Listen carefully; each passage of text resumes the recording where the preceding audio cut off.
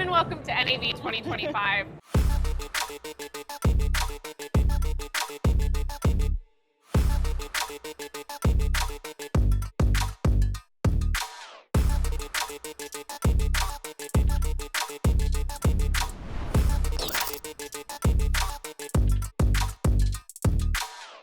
Hi, I'm Jacques Telmack, founder and executive director of Filmmakers Alliance, and I'm here with League of Filmmakers. Thanks for joining us. And my guest right now is Dane Brehm, who is your director of photography, but you're also a DIT, which stands for Digital imaging technician. Digital imaging technician. Yes. And why don't you just, we're gonna take it keep it real basic. Like, what is a digital imaging technician? What do they do on a production? So a digital imaging technician is kind of like the chief technology officer of the camera department. They work directly under the cinematographer to inform what the exposure, the color, the data management, maybe the networking, and they are their cart, which is a quintessential component of the DIT, is the command center of a film or a commercial or a television show. That's where a lot of the decisions about camera movement, lighting, exposure all happen with the other crew members like the gaffer, the key grip, visual effects supervisor. So it's a place really where those decisions, both where creative and technical meet. And is your primary job to manage all that media? Absolutely. And The digital imaging technician's role is to take all of the information that is collected, whether it's the video, the camera data, they might collect the sound and put it on a drive that accompanies there. We have something called metadata, and the metadata is the accompanying information that goes with it.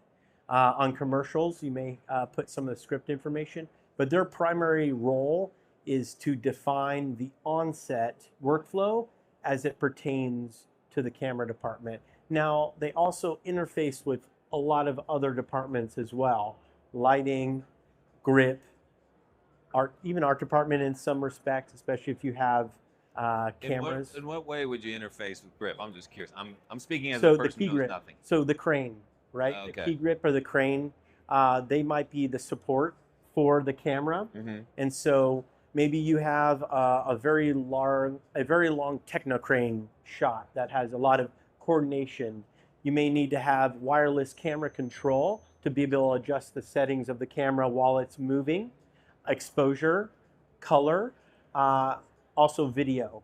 A lot of the times the digital imaging technician controls the highest quality video signal going to that cart and where they may be. And so they may have multiple devices that they interact with to help them create the intended view, I would say, shot or story of what the cinematographer is looking to create. Yeah, that's a lot to manage. You're managing a lot of different things. Yes. Is it usually typically one person, or is it a team of people? It is typically a digital imaging technician may have what's called a video utility, a camera utility, and they'll be or a digital utility that's in charge of the wireless video and making sure we have viewing an image the entire time. They also might have a loader, which is the data manager for the production. Those are pretty normal roles, I would say. On a large production, like if I'm doing a Marvel feature, something at level, I'll have those two other crew members. But if I'm doing a commercial or even a small 30-minute television show, it may just be me. So it really just depends on the budget level you're at, the complexity. There might be multiple units, but usually there's only one DIT on a given production to manage all of those things. And so you do typically standard production, like a TV show or a feature film, whatever. But you also do immersive Yes. projects. Yes. I have no idea what immersive means. Can you explain that to me? So some of the work we've been doing has been with the new Blackmagic immersive camera. Okay. We've been using a pre-production model and going out. We filmed a music video for the Weeknd called Broken Heart. I can't forgetting the name. I just forgot the name of the song. I'm so sorry. Okay. And then we just did another project, which is more kind of felt like a documentary called Man vs. Beast, which takes place in the rodeo circuit, but it's intended for the Apple Vision Pro, which probably is, in my view, outside of IMAX, the most immersive, almost overwhelming. It could even have a very primal emotion connected with it by having that Apple Vision Pro. So that's really where that immersive type of filmmaking will happen. It's really to just try and give you a 210-degree view of your story, as opposed to cut, close-up shot. So just to compare those two things for a second, if I'm on a television show or a feature film, we're starting with a two-shot or a wide master, then a two-shot, and then we have maybe a single or a three-shot, maybe another mini master in there when we're blocking out our shot. But immersive, because you're working with something that's attached, that your viewer is going to have attached to their head and to their eyes, it has to fit into their normal ocular viewpoint. So it should feel the same way as though you and I are having a conversation right now. I can see you, I can see the wall, the desk, the lighting, etc., and it should feel that way. And so you have to think about how you move the camera and how you tell that story. And in some ways, it can be very much from a POV or first-person point of view, and that's how you tell your story. But there's some very unique feelings and story elements that are within immersive that only exist in that space because everything you're seeing is 210 degrees.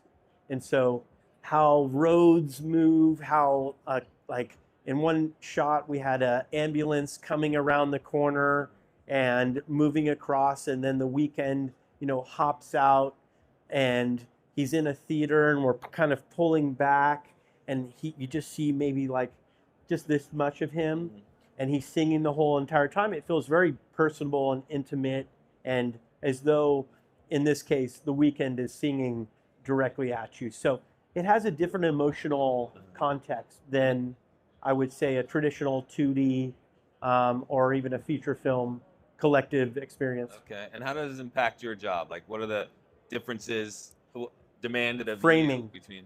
Framing is probably the key difference, I would say. So in immersive, whether I'm the cinematographer or I'm the digital imaging technician, in the digital imaging technician, my job is to help the cinematographer see the framing, because now instead of it being a flat surface where you're looking towards here, it's now curved.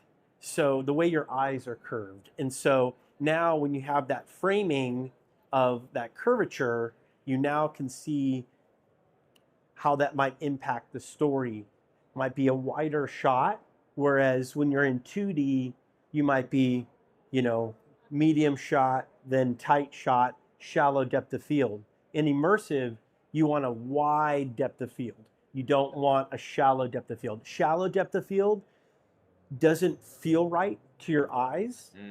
Your eyes will naturally kind of point at what the subject is at the time. And if it's a really shallow depth of field with immersive, then it has that ability to kind of strain your eyes a little bit.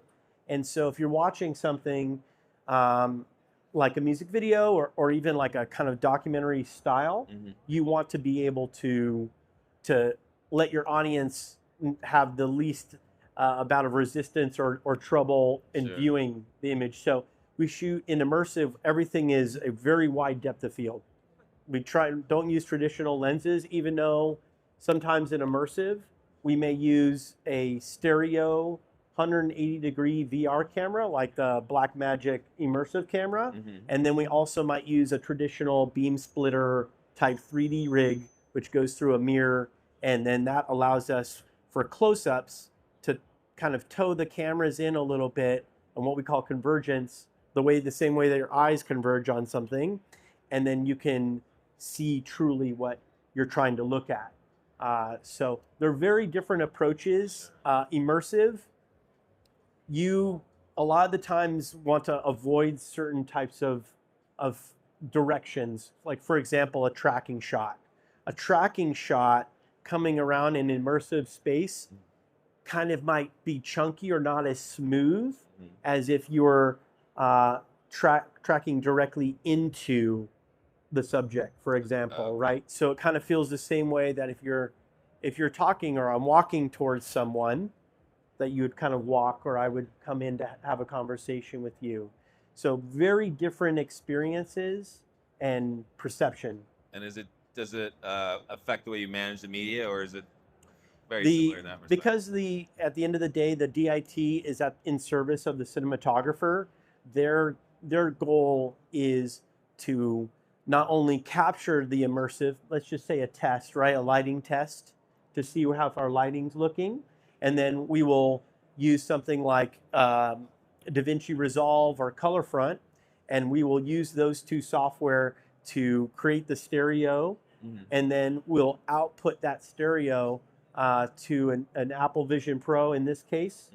You can use a variety of different, it doesn't have to be an Apple Vision Pro, it could be a Quest 3 or anything of that nature, and that would allow anyone to look at it. And now the cinematographer, who traditionally would be looking at a 2D monitor, you'd say, here's A camera, here's B camera, or if we're looking in stereo, here's left eye, here's right eye, right?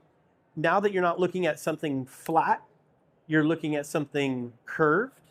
Now there's a very different emotional connection. So in immersive, you want to look at everything with that curvature, as opposed to a traditional film or TV show where we're seeing a flat surface. Yeah. Speaking of that, we'll finish on this note. Sure.